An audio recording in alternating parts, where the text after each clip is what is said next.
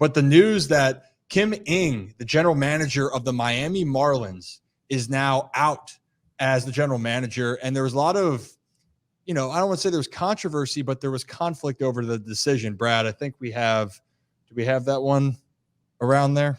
Yeah. So I was just going to share the tweet about what she was, what from Jeff Passan says the Miami Marlins wanted to hire president of baseball operations over general manager Kim Ng, leading to her departure from the organization. Sources told ESPN.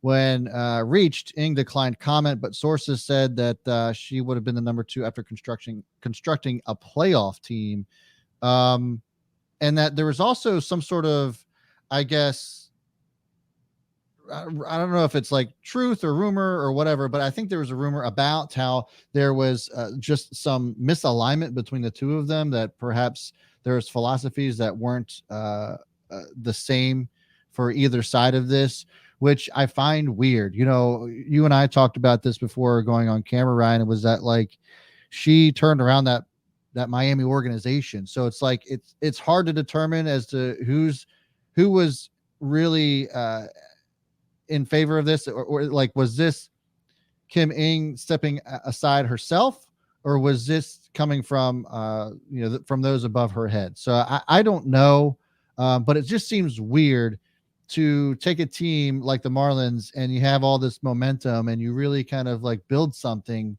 and they made it to the playoffs. It just seems weird that all of a sudden now she's no longer going to be the GM. So I'm just really trying to piece this together. I don't want to pull it's because she's a woman card, but that noise I feel as if could get louder as mainstream media continues to catch on this. What do you guys think? Well, I think that, Zach, I'll let you take over here in a sec, but I think this is what's going to talk about this common conversation, because on another case in the sport that we're going to talk about with Alyssa Nakken, then interviewing for the managerial position for the Giants. And this is when we're talking about taking the next step, whether it's qualification, but no matter what, it's going to come down to, when you think about something like this, is there something more, especially in a field where it hasn't historically been done as much? So Zach, you go ahead. I think my first thoughts on the Kim Ng situation is good for her. I think she went out and was the first woman general manager in MLB history. And what did she do? She took the Marlins to the playoffs. She proved what she can do. And honestly, I was actually talking to people about this earlier. I am terrified that the Red Sox are going to get her, because I think if you have a payroll like that, we've already seen what she built with a smaller payroll. Now you get into a team that's willing to spend. I think this is not the last time we've seen her. And I think it's going to be pretty fast that we start to see the teams piling up, interviewing and asking to meet with her. Yeah, I mean, I think it's going to draw hopefully she gets an opportunity to go somewhere else and choose. But that's where it is in professional sports, and you're seeing this. There's always other layers to it, and we're having this conversation because of the fact that this is involving a historic feat in professional baseball, in sports in general. And then all of a sudden now it's over, and it felt like it's so abrupt, to your point, Brad, where I will say this, though, and I have seen this in the past, where there has been conflicts and maybe philosophical differences, and that leads to splits. But when it comes to a situation like this, it just doesn't seem to fully add up, especially given that the Marlins seem to be trending in the right direction. Yeah. And, I mean, here's what I'll say about the Alyssa Nakken thing too, is that like, I actually think the Giants are interviewing her because of her acumen, right? Like she's a qualified candidate. It's not, and I would feel differently. This is obviously something that you want to be careful with your words. And so I'm going to try to do my best to do so, but I would be upset if the Giants, and I would hope that women would feel upset too at that, if the Giants or any other professional ball club would put a woman in a managerial as a manager that wasn't qualified, and then she falls flat on her face, right? At least Alyssa Nakken is qualified. She's first full-time female coach in MLB history, first to coach on the field during a major league game. She's played softball her whole life. And she has been involved with with Giants organization. So like she actually has the chops to do something like this. And so I actually appreciate the fact that not only is she a woman, but she's also qualified to do this job. I hope she gets it. That would be great to see. And I would be curious, not curious, but I would be excited to see how the ball club actually responds to her and how she manages the club.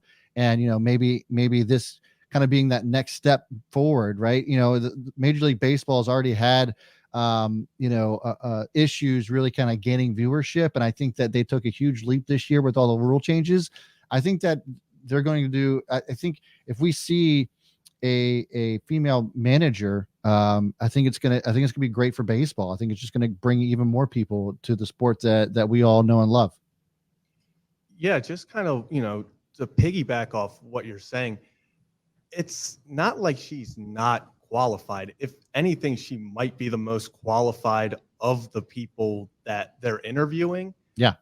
And it's so funny because from a fan's standpoint, why wouldn't you want the best candidate to lead your team to a World Series? Like, that's where I think it's funny where some fans are like, no, we can't have a woman running the team, stuff like that. I want to win a World Series. If she was going to be signed by the Orioles tomorrow and she leads us to the World Series, who cares? Who cares? Whoever's the best at doing the job and can get your team over that hump is what the candidate should be looked out after, not, oh, we can't have, the first woman manager in MLB history. Yeah, you hope it just gets to a point where you're not talking about the first of a historic feat. It's, well, are you accomplishing the goal, which is to win a championship?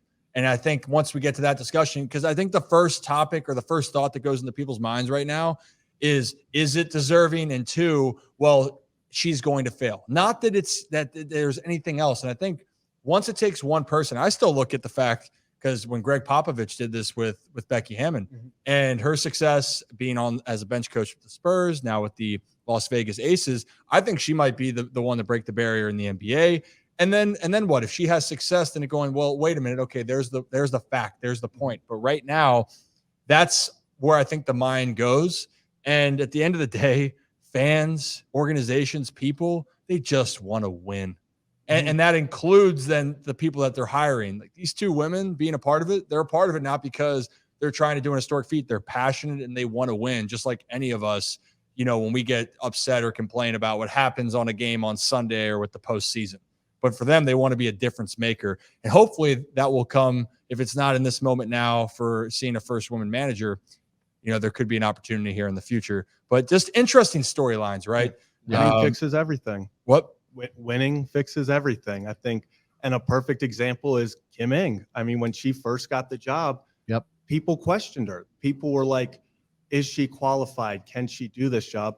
And now fast forward and she declines to continue. And everyone's like, what a huge loss for the Marlins. Yeah. And it's so funny. It's like, wait, but a few years ago, everyone was like, is she qualified for it? But then she went out, she won.